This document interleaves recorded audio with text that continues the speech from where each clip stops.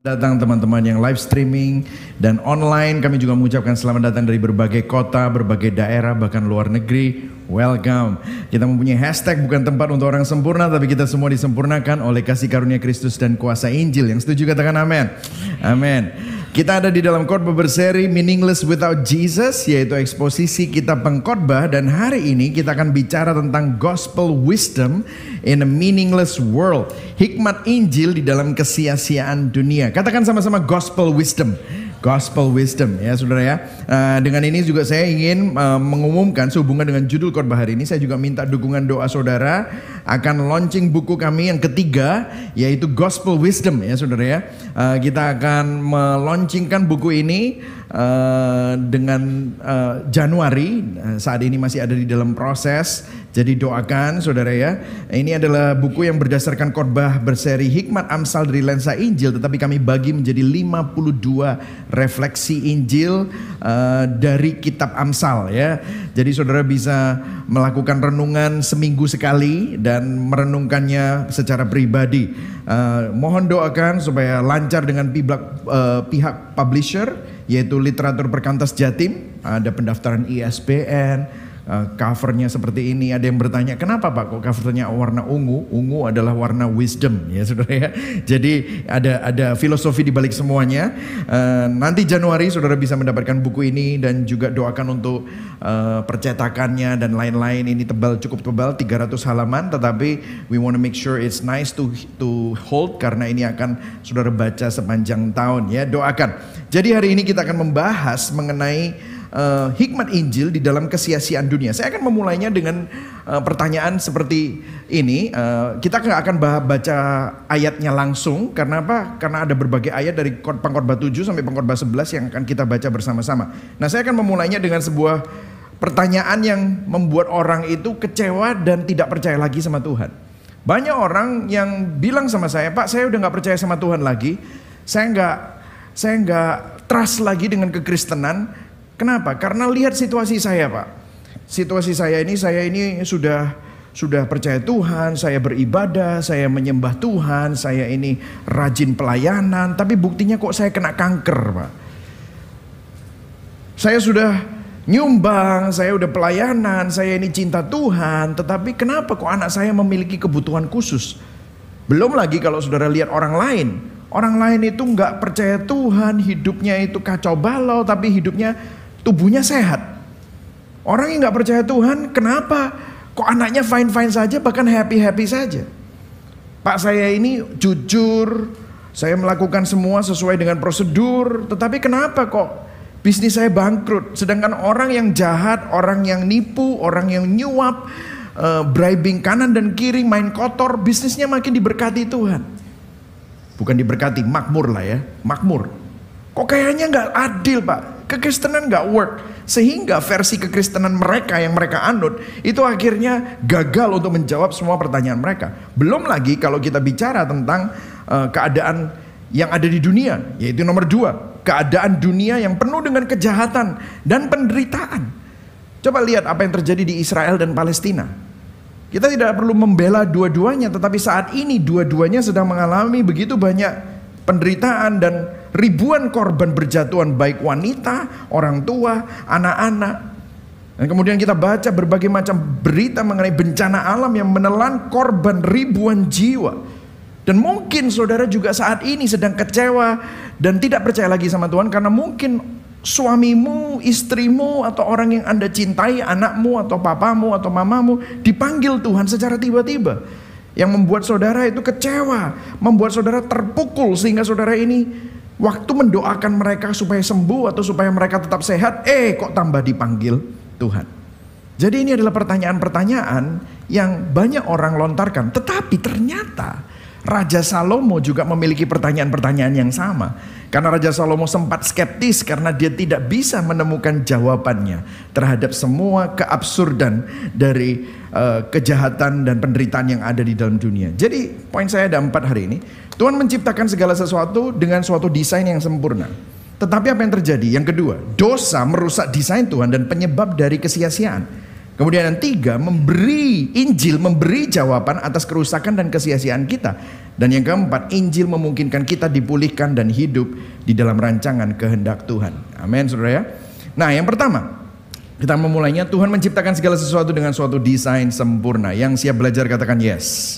Oke, kita akan baca ayat ini di Pengkhotbah 10 ayat 2. Kita baca sama-sama yang keras. 1, 2, 3. Pikiran orang bijak memimpinnya untuk melakukan hal yang benar, sedangkan pikiran orang bebal memimpinnya untuk melakukan hal yang jahat. Dalam terjemahan lain, hal yang salah. Nah, saudara-saudara perlu sadari bahwa hari-hari ini di dunia dengan paham postmodernisme, kita dibombardir dengan filosofi kebenaran relatif. Postmodernisme itu adalah keadaan dunia saat ini di Indonesia, ya saudara. Mungkin saudara bilang, aduh ini kok sudah ngomongin tentang filosofi. Saudara perlu tahu, kalau saudara saat ini orang-orang baby boomer yang lahirnya 60 tahun 60 ke bawah, ya mungkin saudara nggak ngerti apa itu, atau mungkin saudara tahu yang suka baca buku. Saudara bilang aku enggak, tapi nggak peduli. Tapi gini saudara boleh nggak peduli, tapi anak-anak saudara, cucu saudara itu dibombardir dengan paham postmodernisme dengan filosofi kebenaran relatif. Saudara harus tahu ini. Anak-anak saudara di sekolah, anak-anak saudara di kuliah, semuanya sedang dibombardir dengan kebenaran relatif. Maksudnya begini, kalau menurutmu itu benar, belum tentu itu benar buat aku. Kalau buat aku itu benar, belum tentu itu benar buat kamu. Saya kasih contoh. Kalau kamu percaya bahwa hubungan seks sebelum nikah itu salah, ya itu kan salah buat kamu. Menurut aku tidak. Nah, menurut aku kalau itu membuat aku happy, kenapa tidak? Kalau menurutmu korupsi itu salah dan cari duit itu harus jujur, dan menurut kamu itu yang benar, ya itu benar buat kamu. Belum tentu buat aku. Nah, tapi kalau kita perhatikan ayat ini berbicara bahwa orang bijak melakukan hal yang apa saudara? Benar. Dan pikiran orang bebal memimpinnya untuk melakukan hal yang jahat atau hal yang salah. Artinya ada yang benar dan ada yang salah. Bahwa kebenaran itu tidak relatif. Kebenaran itu ada. Kebenaran itu pasti. Kebenaran itu absolut. Bukan suatu ilusi serta tidak relatif. Mungkin saudara bilang begini, Pak Pendeta arogan. Kebenaran absolut itu nggak ada Pak. Yang benar buat Bapak belum tentu benar buat saya. Oke. Saya akan tanya sama saudara, apakah ada kebenaran matematika? Saya tanya, boleh dijawab. Apakah ada kebenaran matematika? Ada nggak? Ada. Ya. 3 tambah 3 berapa? Bukan 9. Mirip ya? Cuma tinggal dibalik. Oh, 3 kali 3 itu 9. 3 tambah 3, 6. Apakah ada orang bilang arogan? Jawabannya enggak 9 Pak, enggak 6 Pak, 9 gitu. Saudara tahu bahkan ada di Amerika itu saya pernah lihat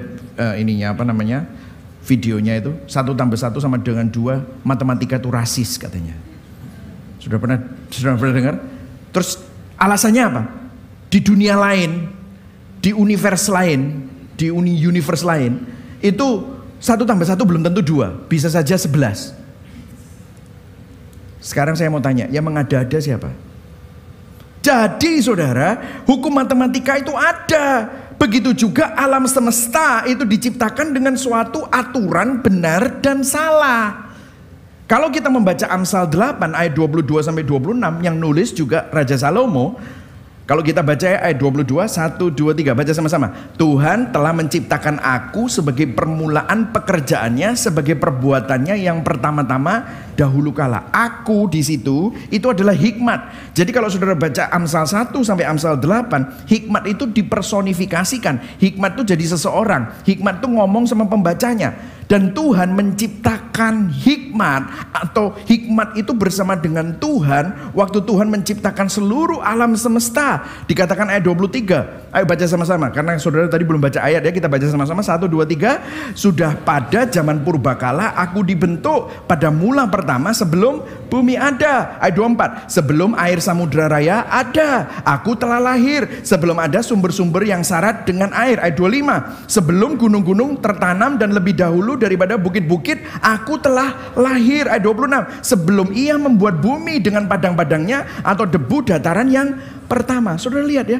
sebelum bumi itu ada, Tuhan bersama dengan hikmatnya merancangkan semua alam semesta. Jadi kalau kita bilang ya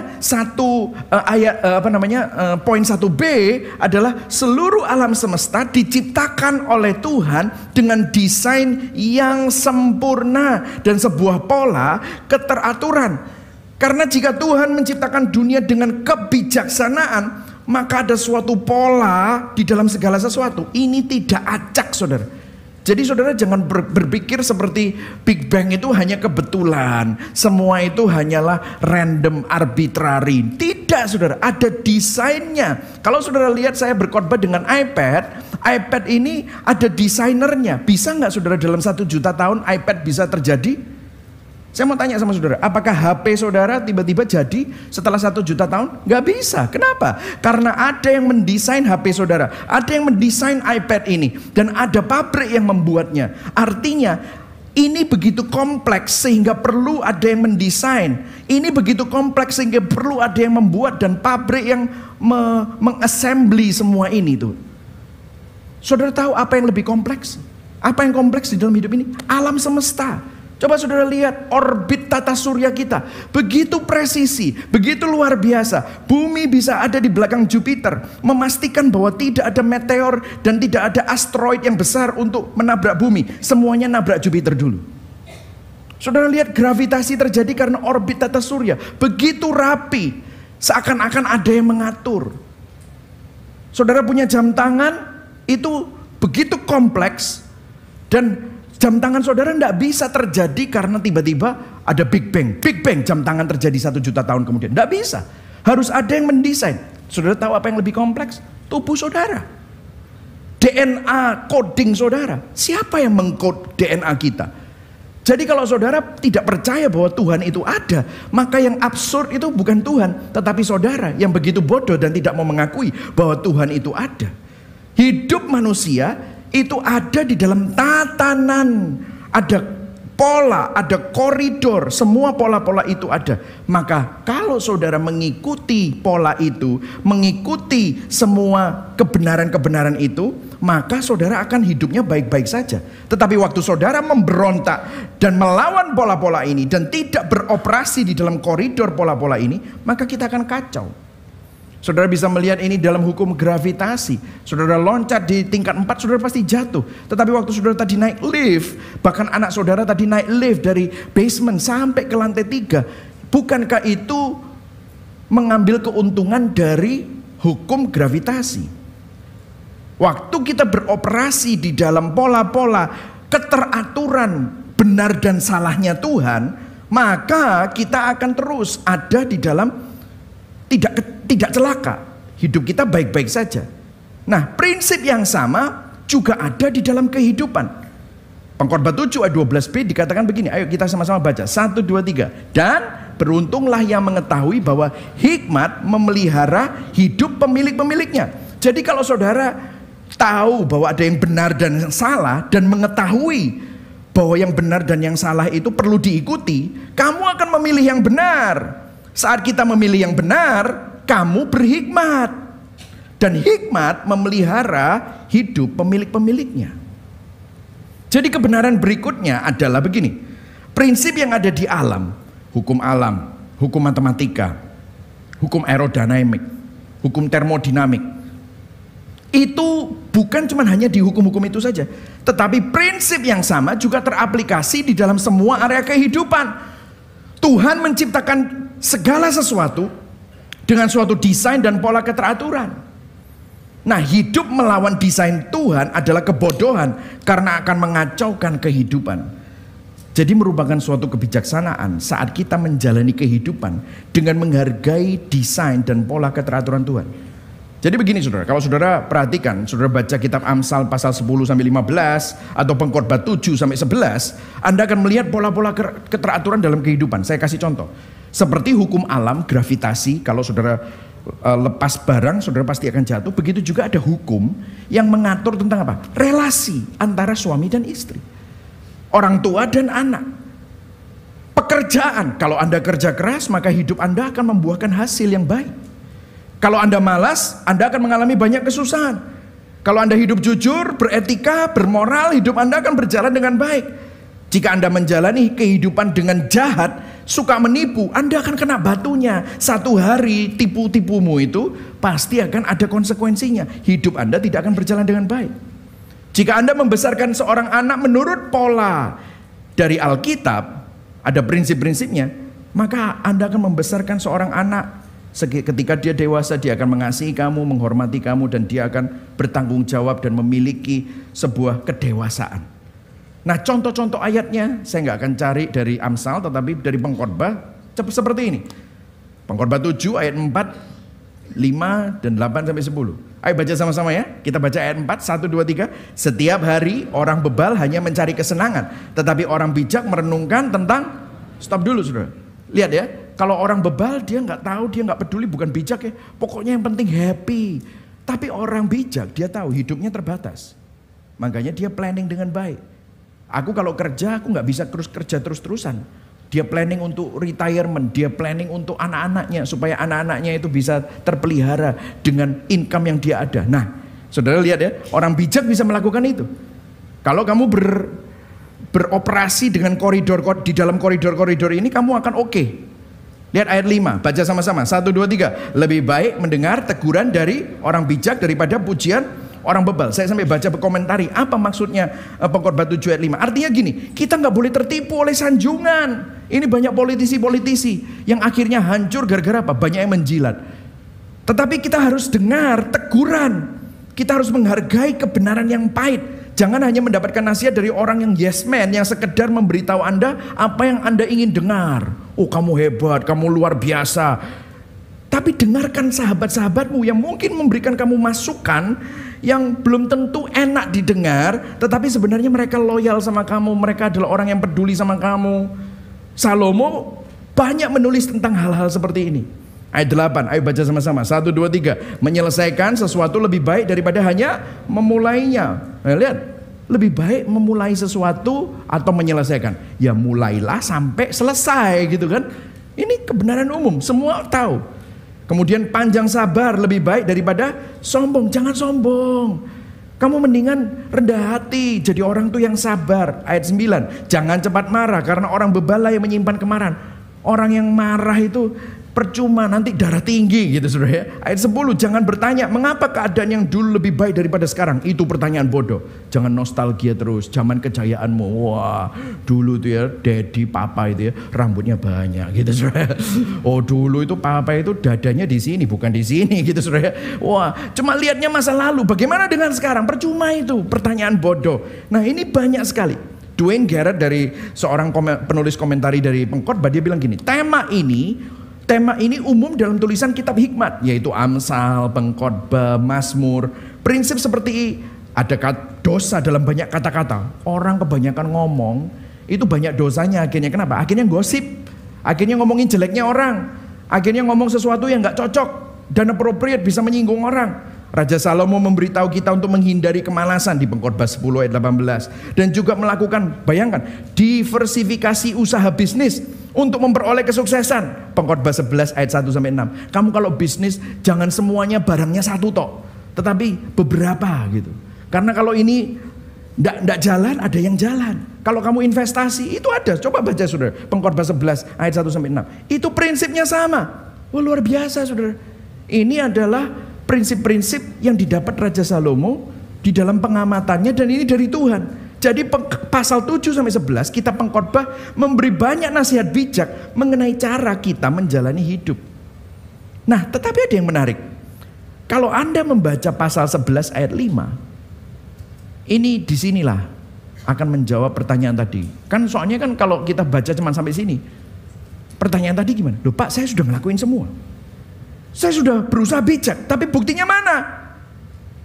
Anakku berontak sama aku. Bisnisku bangkrut. Aku sudah makan benar, tidur teratur, tidak marah-marah. Darah tinggiku terjaga, kena kanker. Apa? Mana buktinya? It doesn't work. Ada yang menarik.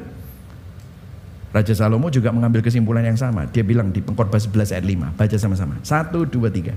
Sebagaimana kamu tidak bisa menebak arah angin akan bertiup, atau mengerti bagaimana tubuh seorang bayi terbentuk di dalam rahim ibunya, demikianlah kamu tidak dapat mengerti berbagai pekerjaan Allah, pencipta segala sesuatu. Jadi Raja Salomo bilang gini, semua prinsip yang kamu pelajari dan yang kamu baca dari apa yang aku tulis, itu tidak bisa selalu teraplikasi dan berfungsi seperti seharusnya. Kenapa? Kenapa kok begitu? Ya kan? Kalau kita berpikir bahwa orang yang tidak berzina dan hidup setia sama pasangannya, maka perkawinannya akan baik-baik saja dan bahagia. Buktinya nggak selalu seperti itu. Beberapa orang hidup sangat bermoral, tapi hidupnya tetap berantakan. Beberapa orang kerja keras, jujur, tapi tetap aja nggak miskin, korban eksploitasi. Beberapa orang membesarkan anak mereka dengan benar, pakai pola Alkitab. Tapi waktu anak itu tumbuh dewasa, hidup anak-anaknya tetap berantakan, malah rusak. Kita pikir kalau orang jujur, maka hidupnya akan aman, diberkati Tuhan. Well, menurut pengamatan Salomo, gak semua orang jujur akan aman. Bahkan ada orang jujur dan baik, hidupnya banyak masalah. Malah yang bohong, malah yang nipu, malah yang jahat makin makmur, malah baik-baik saja. Ternyata hidup berhikmat tidak menjamin hidup kita mulus tanpa masalah. Meskipun kita hidup benar, tidak ada jaminan. Meskipun secara umum semestinya begitu, tapi selalu ada pengecualian terhadap pola keteraturan itu. Karena apa? Pengamatan manusia sangat terbatas saat hidup di bawah matahari. Dunia ini sudah jatuh dalam dosa. Hidup dengan suatu kebijaksanaan tidak menjamin kehidupan berjalan mulus. Saudara jujur, ada orang tidak jujur mengkhianati saudara. Saudara udah baik-baik naik motor di jalan, tiba-tiba ditabrak mobil. Saudara udah tenang-tenang mau tidur, tiba-tiba saudara mendapatkan berita shock, saudara nggak bisa tidur. Saudara membaca berita ada masalah ekonomi, investasimu jatuh, crash, saudara nggak bisa ngapa-ngapain. Saudara akhirnya kehilangan semuanya. Apa yang terjadi?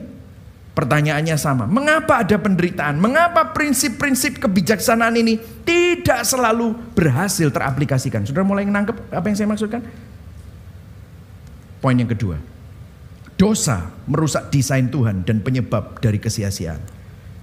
Di pasal 10 ada sebuah ayat dari kitab Pengkhotbah, dan Raja Salomo terdengar seperti Rasul Paulus di kitab Roma melalui ayat ini. Dia bilang begini, ini loh penyebabnya, salah satunya.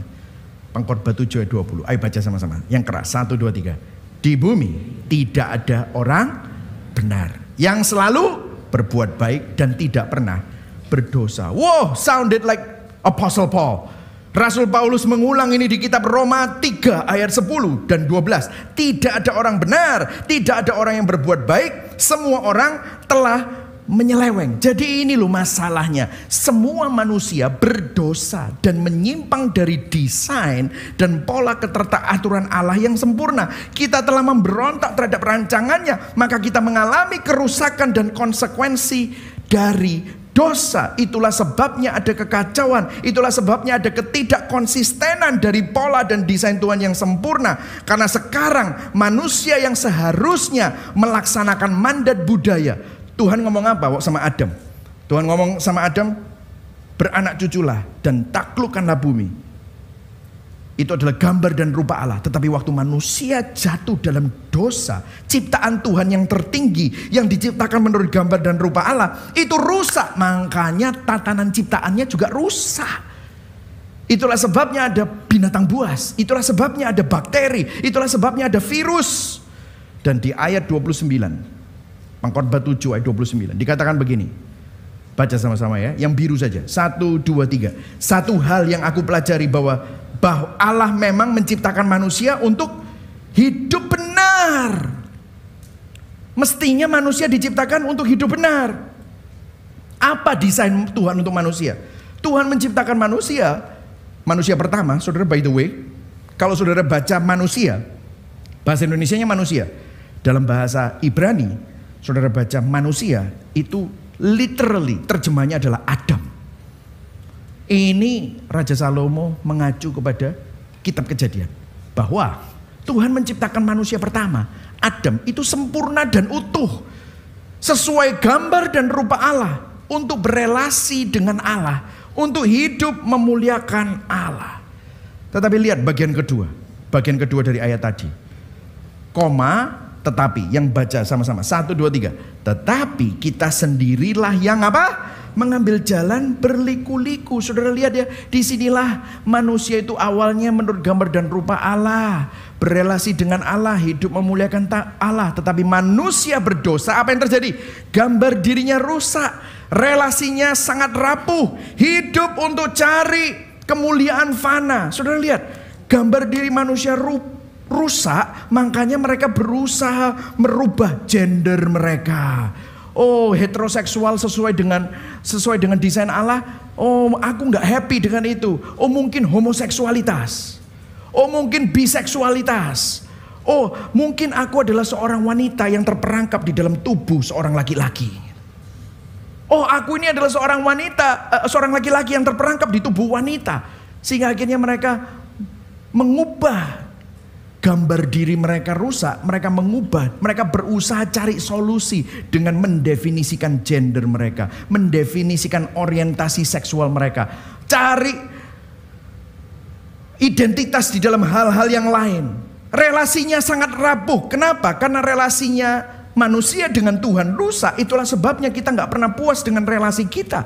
Kita berganti-ganti pasangan, kita berselingkuh, kita cari pacar ganti-ganti terus. Untuk apa? Cari kepuasan. Kita pikir dengan istri baru, dengan selingkuhan baru, pacar baru, teman baru, kita akan mengalami kepuasan. Tetapi nyatanya semua itu fana dan sia-sia. Karena apa? Kita kehilangan gambar dan rupa Allah. Kehilangan relasi kita dengan Allah. Karena kita kehilangan kemuliaan, maka kita cari kemuliaan di dalam hal-hal yang fana. Pencapaian, jabatan, harta, kekayaan, ketenaran, dipuja manusia, disukai orang, di-follow banyak orang. Tetapi semua itu tidak memberikan kepuasan. Malah apa yang terjadi? Semakin lama kita berusaha cari memperbaiki kerusakan ini, makin rusak, saudara.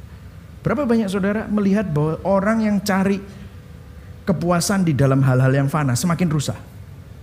Berapa banyak saudara melihat orang yang berusaha mendefinisikan ulang gambar dirinya yang rusak, semakin rusak? Saya mendengar banyak sekali kesaksian orang-orang yang berusaha untuk melakukan operasi gender mereka. Menyesal setelah 10 tahun. Mereka mestinya, I wish somebody told me. I wish. Karena kehidupan mereka makin rusak. Dan selanjutnya bukan hanya kita menjadi korban karena konsekuensi dosa kita sendiri, namun kita juga menanggung konsekuensi dosa orang lain. Pengkhotbah 7 ayat 15. Lihat ini saudara. Ini ada 2 ayat yang sangat-sangat. Tadi kan dibilang, saya kecewa dengan kehidupan. Orang baik kok malah mengalami hal yang buruk. Orang jahat malah mengalami hal yang baik. Nah ini Pengkhotbah 7 ayat 15. Baca sama-sama ya. Ini Alkitab yang ngomong. 1, 2, 3. Dalam hidupku yang sia-sia ini, aku sudah melihat 2 hal yang tidak aku sukai. Terkadang apa? Seorang yang baik mati muda, walaupun dia sudah berbuat baik selama hidupnya. Lihat ini. Sebaliknya seorang yang jahat hidup sampai tua, walaupun dia tetap berbuat jahat. Tuh lihat. Pernah gumun gini ya. Orang baik kok dipanggil Tuhan cepet ya. Mungkin dia stres karena di sekelilingnya banyak orang jahat. Kucing jahat ya. Terus jahat, gak mati-mati. Mungkin saudara gumun kayak gini ya. Ya saya ngomong buat saudara ya. Raja Salomo udah ngomong ribuan tahun yang lalu. Ayat 4, Pengkhotbah 8 ayat 14. Ayo baca sama-sama. 1, 2, 3. Aku juga memperhatikan kesia-siaan yang sering terjadi di dunia ini. Apa? Kecelakaan atau kemalangan justru terjadi kepada orang yang hidup benar. Sedangkan orang jahat berhasil tanpa mengalami persoalan. Ini sungguh sia-sia. Coba lihat. Pernah gumun gini? Pernah pasti. Masa saya saja yang pernah? Raja Salomo udah bilang gini. Dosa orang lain kena sama orang baik. Orang jahat yang melakukan, orang baik yang menanggung konsekuensi. Komplain banyak orang kan begini. Kenapa hal buruk menimpa orang baik ya? Salomo juga cari jawabannya. Dan kesimpulannya adalah begini loh saudara. Kesimpulannya, manusia berdosa hidup di dalam dunia yang sudah jatuh dalam dosa. Gak heran banyak penderitaan. Halo. Gak heran banyak bencana. Halo. Gak heran banyak sakit penyakit. Saudara mau tidur banyak, jaga makan, saudara jujur-jujur, duitmu dijak orang. Uangmu ditipu orang, apa yang terjadi? Tidak bisa tidur kan? Tekanan darah naik kan? Saudara stres, makan. Kolesterolmu naik pisan. Sakit. Betul? Saudara lihat perusahaan-perusahaan raksasa, serakah, apa yang terjadi? Mereka mengeksploitasi alam. Apa yang terjadi? Tanah longsor, banjir, ya kan? Global warming, bencana. Sekarang maling motor di mana-mana, ya kan? Jambret di mana-mana. Dosa manusia. Semuanya terjadi. Apa yang terjadi saat ini seperti di Israel dan di Palestina? Baru aja selesai pandemi. Ada banyak yang memprediksi akan ada pandemi berikutnya. Kejahatan, terorisme, pembunuhan, pemerkosaan, pelecehan, penipuan, korupsi. Dan akhirnya saudara dengarkan, orang baik, orang jahat, orang bodoh, orang pintar, orang berhikmat, orang kaya, orang miskin, semua harus menghadapi apa? Kematian. Inilah masalah fundamental manusia, bahwa semua manusia harus mengalami kejahatan, semua manusia akan mengalami penderitaan, semua manusia harus menghadapi kematian. Makanya Raja Salomo frustrasi. Di dalam pencariannya tentang hikmat dan pengertian, dia malah frustrasi dan putus asa terhadap keabsurdan kehidupan dan penemuan pengamatannya. Makanya dia bilang di Pengkhotbah 8 ayat 16-17, baca sama-sama.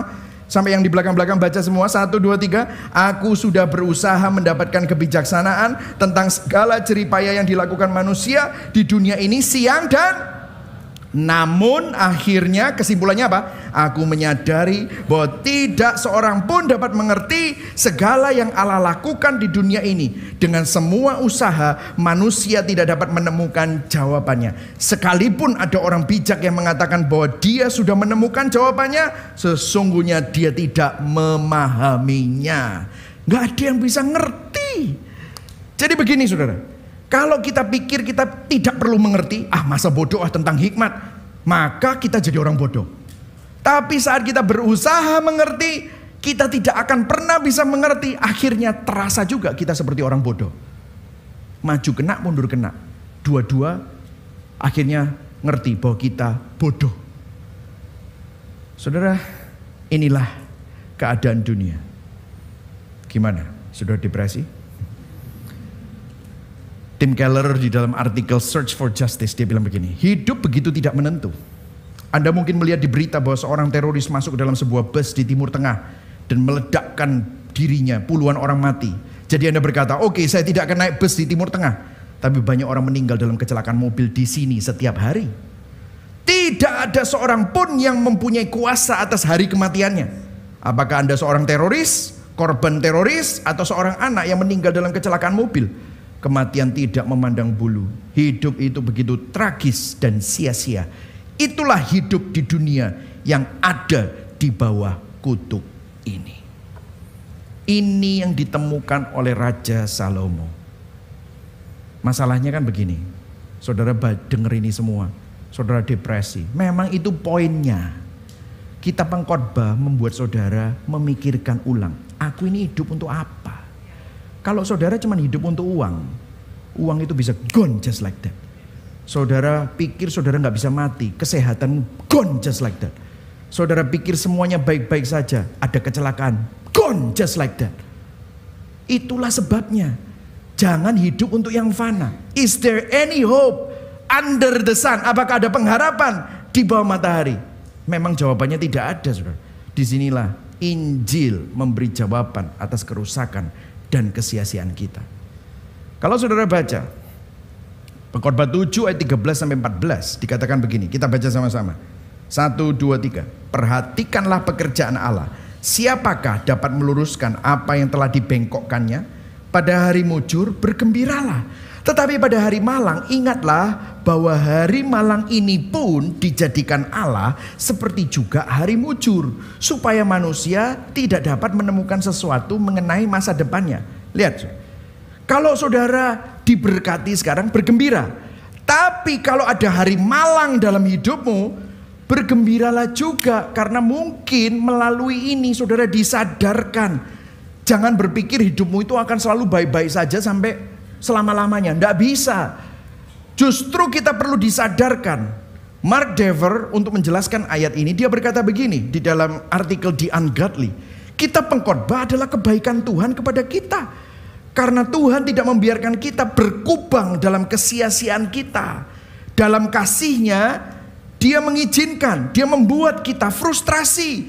Rasa frustrasi kita terhadap absurditas kehidupan mendorong kita kepada Tuhan dan kabar baik Injilnya. Itulah jawaban atas kehancuran dan kesia-siaan kita. Jadi saudara, kefrustrasian Salomo, kefrustrasian saudara, kefrustrasian saya, keputusasaan kita adalah wujud dari kasih karunia Tuhan. Kebaikan Tuhan kepada kita untuk gak terus-terusan cari jawaban di hal-hal yang fana. Cari jawaban di luar dunia yang fana, yaitu kepada Tuhan. Itulah sebabnya salah satu kalimat tesis di kitab Amsal, yaitu Amsal pasal 1 ayat 7. Itu berkata begini. Ayo baca sama-sama. Amsal 1 ayat 7. 1, 2, 3. Takut akan Tuhan adalah permulaan pengetahuan.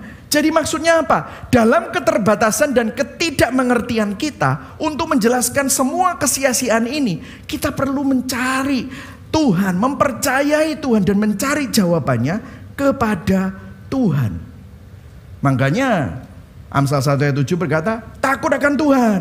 Itu permulaan pengetahuan. Kalau kamu ingin tahu segala-galanya, jawabannya itu bukan di dunia. Jawabannya ada pada Tuhan. Yang setuju katakan amin. Saudara, ada yang menarik. Beberapa komentari menjelaskan bahwa Salomo ini sangat bijak dalam memulai tesisnya di kitab Amsal dengan kalimat ini. Dan ini juga akan memberikan kesimpulan dari kitab pengkhotbah. Karena kalimat ini adalah jawaban bagi orang-orang yang mencari jawaban atas problem of evil and suffering. Saya kembali ke pertanyaan awal ya. Ini loh, pertanyaan ini. Kalau Tuhan ada, kenapa kok ada penderitaan? Kalau Tuhan ada, lihatlah aku sudah berbakti sama Tuhan. Kok aku masih menderita? Berarti Tuhan tidak ada. Itu premis-premis seperti itu. Takut akan Tuhan adalah permulaan pengetahuan. Kenapa saudara? Karena gini, masalah kejahatan dan penderitaan dan ketidakadilan yang ada di dunia, tesis Raja Salomo adalah jawabannya. Jadi gini, secara teori ya, saya agak berfilsafat sedikit ya. Siap-siap, agak berfilsafat. Secara teori, kejahatan dan penderitaan, kalau itu merupakan masalah bagi Anda, maka sebenarnya di dalam hatimu itu percaya Tuhan. Kalau kamu keberatan terhadap masalah, kejahatan dan penderitaan, di dalam hatimu itu pasti ada Tuhan. Dan sebenarnya kamu percaya Tuhan. Cuma kamu sedang menindas kebenaran. Seperti Roma 1 ayat 18. Kamu menindas kebenaran. Kamu tidak peduli sama kebenaran. Kamu marah sama Tuhan. Tetapi justru kalau saudara keberatan tentang kejahatan dan penderitaan, sebenarnya saudara itu sedang bergumul dengan Tuhan. Karena begini, slide ini agak panjang, tetapi ini filsafatnya. Jika Tuhan ada, maka kejahatan adalah masalah besar memang. Namun, saya balik. Kalau Tuhan tidak ada, maka kejahatan gak jadi masalah. Kenapa? Soalnya jika Tuhan tidak ada, maka gak ada yang benar, gak ada yang salah. Betul atau enggak? Kalau Tuhan tidak ada, maka tidak ada kebaikan dan kejahatan. Semua adalah survival of the fittest. Betul enggak? Kalau kamu percaya evolusi, kenapa kamu keberatan? Kalau ada yang lemah menindas yang lemah, ada yang kuat menindas yang lemah. Kalau kamu percaya sama naturalisme, yaitu survival of the fittest, ya evolusi, berarti yang kaya mengeksploitasi yang miskin itu normal. Nggak usah marah. itu hukum rimba. Seperti singa memangsa rusa. Nggak ada yang protes, rusa-rusa nggak demo di depan kandang singa. Wah, kita ditindas, nggak ada. Itu hukum rimba. Ide tentang keadilan itu justru menunjukkan bahwa Tuhan itu ada. Ide tentang keadilan kalau Tuhan tidak ada, itu adalah ilusi fata morgana.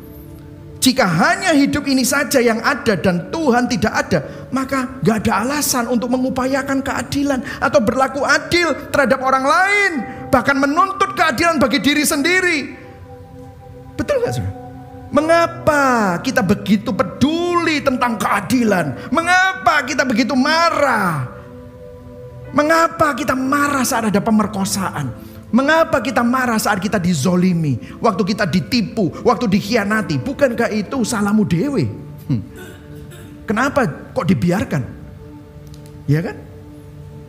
Marah kita protes. Kenapa? Jika kejahatan dan penderitaan membuat kita marah dan merasakan ketidakadilan, justru itu sebenarnya membuktikan bahwa ada kesadaran dan kepercayaan kepada Tuhan di hati kita. Ada moral yang ada di hati manusia. Inilah moral argument of the existence of God. Kekekalan yang ada di hati kita adalah bukti bahwa ada Tuhan yang mencipta kita. Ada benar dan ada yang salah. Kita diciptakan menurut gambar dan rupa Allah. Tetapi karena dosa gambar dan rupa Allah itu rusak, itu sebabnya kita selalu menyangkali dan menindas kebenaran itu. Lantas bagaimana solusi Injilnya? How can we explain all these things? Memang saudara, takut akan Tuhan adalah permulaan pengetahuan. Raja Salomo menulis sebuah cerita kecil yang sering diabaikan orang di Pengkhotbah 9 ayat 13-16. Ayat ini menceritakan tentang kisah tentang seorang yang miskin, orang yang sangat bijak tapi miskin, yang menyelamatkan kota namun tidak dianggap dan ditolak. Ayat 13, dia berkata begini, saya bacakan buat saudara. Hal ini kupandang sebagai hikmat di bawah matahari dan nampaknya besar bagiku. Menurut Raja Salomo ini signifikan, tapi banyak orang mengabaikan ayat ini. Ada sebuah kota kecil, penduduknya tidak seberapa. Seorang raja yang agung menyerang, mengepung dan mendirikan tembok-tembok pengepungan yang besar terhadapnya. Ayat 15. Di situ terdapat seorang miskin yang berhikmat. Dengan hikmatnya ia menyelamatkan kota itu. Tetapi tidak ada orang yang mengingat orang yang miskin itu. Kataku, hikmat lebih baik daripada keperkasaan. Tetapi hikmat orang miskin dihina dan perkataannya tidak didengar orang. Bagian ini sangat membingungkan, karena orang-orang gak peduli terhadap pahlawan yang menyelamatkan mereka. Ada yang menarik, beberapa pakar ahli perjanjian lama dalam beberapa komentari mengatakan ini adalah tipologi Injil. Seorang yang bernama Sinclair Ferguson mengatakan bahwa 3 ayat ini adalah ayat nubuatan. Dalam bukunya Pandit's Folly di halaman 51 dia bilang, nama siapa yang paling sering terlintas di benak kita ketika mendengar tentang seorang yang miskin namun penuh dengan kebijaksanaan, yang menjadi penyelamat banyak orang namun kehidupan dan pengajarannya ditolak? Jawabannya jelas. Siapa? Yesus Kristus. Yesus adalah kebijaksanaan Allah dan juru selamat yang sering kita cemooh dan remehkan. Dengar saudara, Yesus adalah sang juru selamat yang menyelamatkan kita dari kebinasaan dan kesia-siaan dunia yang absurd ini. Yesus adalah sang bijaksana yang membuat kita yang bodoh jadi bijaksana. Yesus adalah sang miskin yang menjadikan kita kaya. Saudara tahu Yesus sang hikmat itu sendiri. Dia pencipta yang mulia, tetapi dia berinkarnasi menjadi manusia, mengizinkan dirinya mengalami kejahatan terbesar, penderitaan yang paling mengenaskan, dan bahkan kematian yang paling mengerikan. Di mana? Di salib. Sang kebenaran menanggung yang pantas diterima orang berdosa, supaya kita yang berdosa mendapatkan apa yang pantas diterima oleh orang benar. Sang adil disalib menjalani hukuman yang tidak adil, supaya saudara dan saya pelaku ketidakadilan dapat menerima pengampunan. Sang kebaikan disalib, menderita kejahatan yang mengenaskan, supaya saudara dan saya yang jahat dapat menerima kasih karunia. Disalib sang juru selamat yang bijaksana mengalami kemalangan sengsara dan dihina dan ditolak, supaya saudara dan saya yang malang, sengsara dan hina dapat diterima dan diselamatkan. Rasul Paulus mengerti tentang hal ini. Itulah sebabnya Rasul Paulus menulis di 1 Korintus 1 ayat 18, sebab pemberitaan tentang salib memang adalah kebodohan bagi mereka yang akan binasa, tapi bagi kita yang diselamatkan, pemberitaan itu adalah kekuatan Allah. Ayat 24, tetapi untuk mereka yang dipanggil baik orang Yahudi maupun orang bukan Yahudi, Kristus adalah kekuatan Allah dan hikmat Allah. Yang setuju katakan amin. Ayat 30, tetapi oleh Dia kamu berada di dalam Kristus Yesus, yang oleh Allah telah menjadi hikmat bagi kita. Ia membenarkan, menguduskan, dan menebus kita. Berikan tepuk tangan buat Tuhan. Ini yang dilakukan Yesus. Yesus Kristus sangat bijaksana, rela menjadi kebodohan bagi dunia, supaya kita yang pikir kita bijaksana, padahal sebenarnya bodoh, dibuat bijaksana sama Tuhan. Jadi begini, jawaban pertanyaannya, mengapa hal buruk terjadi pada orang baik? Pertanyaannya, mengapa hal buruk terjadi pada orang baik? Saudara tahu? Pertanyaan itu jawabannya, itu pernah terjadi cuma sekali, 2000 tahun yang lalu di atas kayu salib. Karena saudara dan saya bukan orang baik. Tidak ada manusia yang baik. Yang ada adalah orang berdosa yang mengalami hal yang buruk. Tetapi hanya satu orang baik yang mengalami hal yang buruk, menggantikan dosa saudara, dosa saya di atas kayu salib. Dia mengalami hal yang paling buruk, padahal dia tidak harus. Supaya apa? Supaya saudara dan saya di dalam keburukan yang ada di dalam dunia memiliki pengharapan bahwa ini semua bukan rumah kita.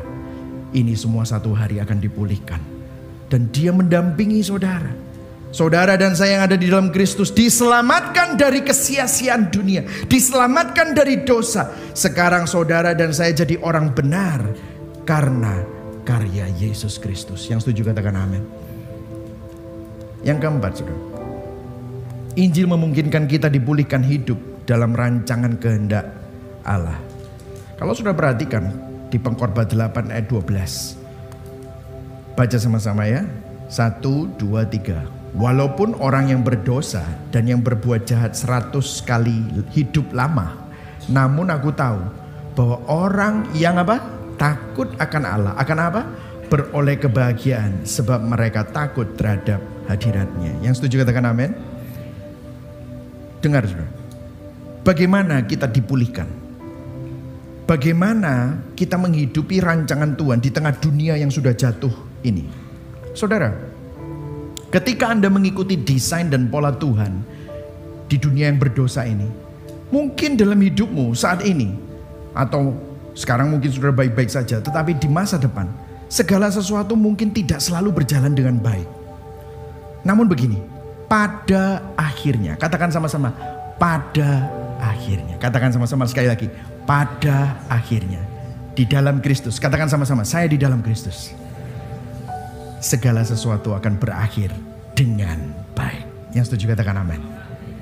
Orang fasik tidak akan selamanya makmur. Pengkhotbah 12 ayat 14 bilang gini, satu hari Raja Salomo bilang, semua orang akan dihakimi.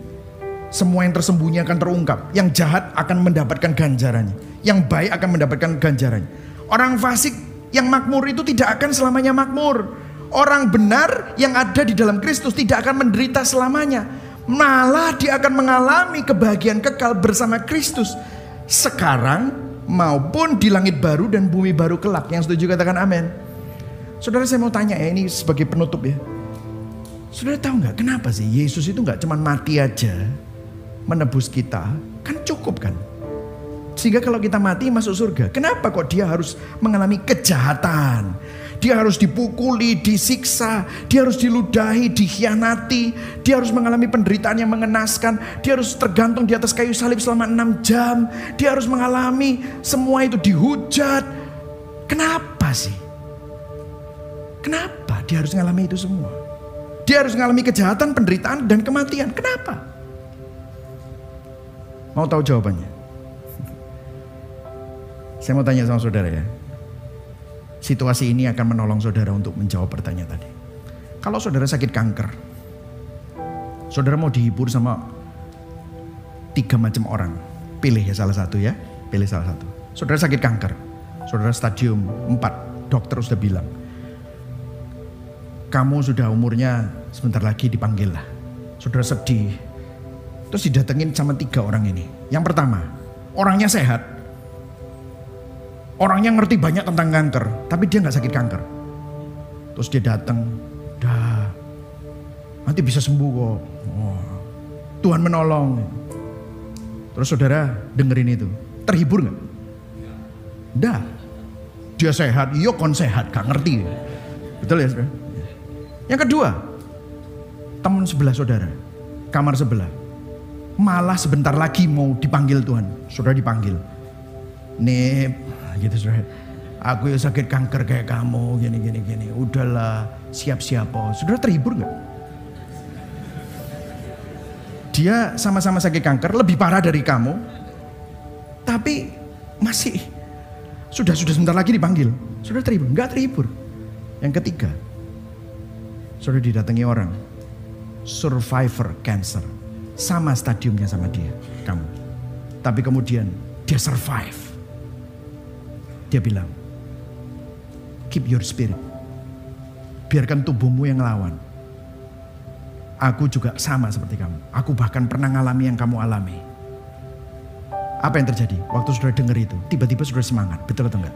Kenapa? Karena yang ketiga, saudara mau dihibur yang pertama, kedua, ketiga. Yang mana?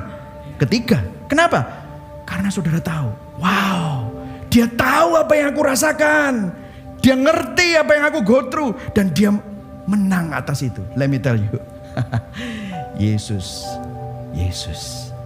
dikhianati, dijahati, diperlakukan tidak adil, ditinggalkan sendirian. Tidak ada yang peduli sama dia. Miskin, homeless, ditelanjangi, dilecehkan. Bahkan kalau saudara tahu, itu yang dicelup anggur, ditaruh di situ, saudara tahu itu untuk bersihin pantatnya orang Romawi. Dilecehkan. Waktu saudara ngalami itu semua, orang tuamu mungkin gak ngerti, istrimu gak ngerti, kakakmu gak ngerti, pendetamu gak ngerti, tapi Yesus ngerti. Dia mendampingi saudara. Karena dia tahu perjalananmu itu 70 tahun. Panjang. Panjang gak? Ya panjang menurut manusia. Tapi itu pendek menurut Tuhan. Tapi Tuhan sudah menang melalui penderitaan, kejahatan, kematian. That's why dia namanya siapa? Immanuel. Bukan apa yang saudara hadapi, tetapi siapa yang bersama dengan saudara. Itulah sebabnya saudara bisa dibilang lebih dari pemenang. Kita bisa tenang karena Yesus sudah menang. Pertanyaan reflektifnya, masih kecewa sama Tuhan? Masih marah sama Tuhan terhadap situasi hidup kita? Mungkin saudara berpaling sama dirimu soalnya. Kepada siapa saudara berpaling cari jawaban? Kalau kepada dirimu kamu kecewa, kepada dunia sia-sia. Datang kepada Tuhan. Sadar gak? Kalau kita hidup di dunia yang sudah jatuh dalam dosa, gak ada jawabannya di sini. Sedang kita sendiri juga penuh dengan dosa, dikelilingi orang berdosa. Itu loh yang jadi akar dari kejahatan, penderitaan, dan kematian itu. Sudahkah saudara berjumpa dengan pribadi Kristus? Sudahkah pengorbanan salibnya mengingatkan saudara akan pendampingannya di tengah penderitaanmu? Sudahkah keindahan Injil itu saudara renungkan menata ulang dan menenangkan hati saudara. Mari sama-sama kita bertobat dari menggunakan cara dunia dan bersandar atas hikmat kita sendiri. Kita berpaling sama Yesus. Karena hanya Injil yang bisa membebaskan kita dari kekecewaan dan kesia-siaan.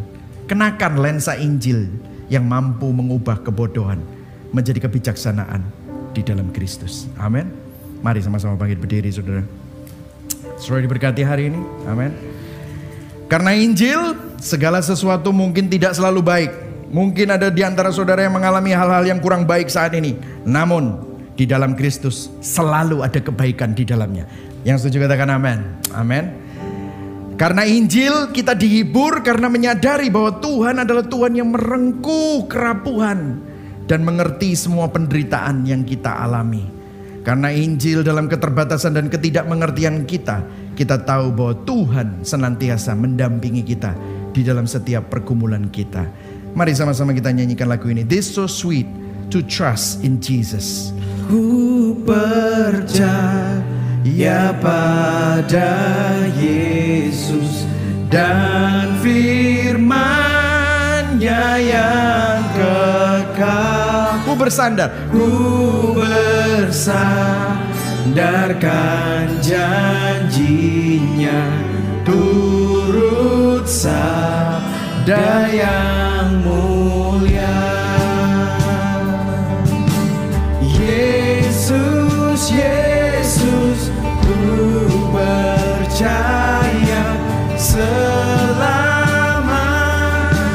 setia. Yesus, Yesus, indah mulia. Oh, tambahlah imanku. Ku percaya pada Yesus. Katakan sama-sama.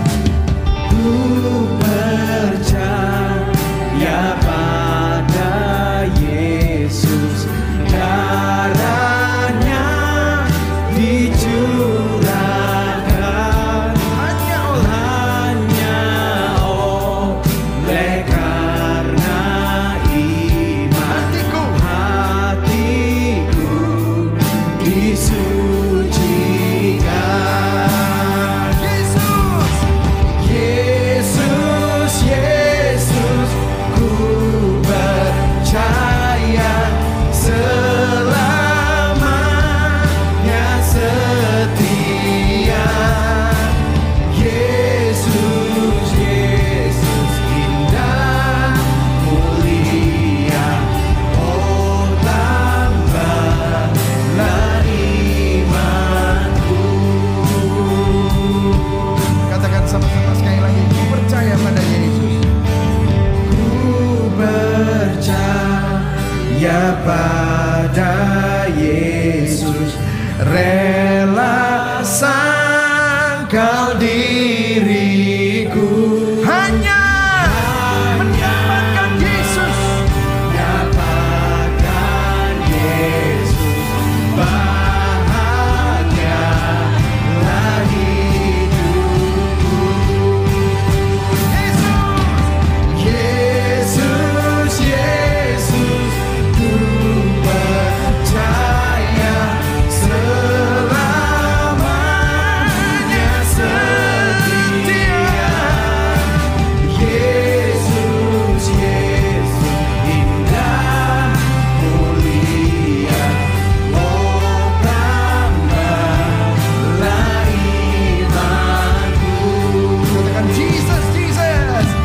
Jesus, Jesus, how I trust Him, how I prove Him over and over. Jesus, Jesus, precious Jesus, oh, for grace to trust Him more. Mari sama-sama kita berdoa. Mungkin ada di antara saudara saat ini kecewa. Mungkin saudara marah sama Tuhan. Tapi biarlah firman hari ini, saudara tidak berpaling cari jawaban pada dirimu sendiri atau kepada dunia, karena itu semua sia-sia. Tapi biarlah saudara berjumpa dengan pribadi Kristus. Biarlah pengorbanan salibnya bergetar di dalam hatimu. Mungkin saudara selama ini jadi Kristen, tapi belum lahir baru. Biarlah hari ini saudara mendengar suara Sang Gembala, saudara diubah hatinya. Dari hati yang keras menjadi hati yang lembut. Hati yang membatu menjadi hati yang taat.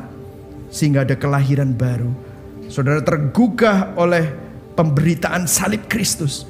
Bahwa Tuhan pencipta langit dan bumi berinkarnasi, cari saudara yang berdosa. Dan hari ini biarlah saudara dapat menerima bahwa Kristus itu nyata.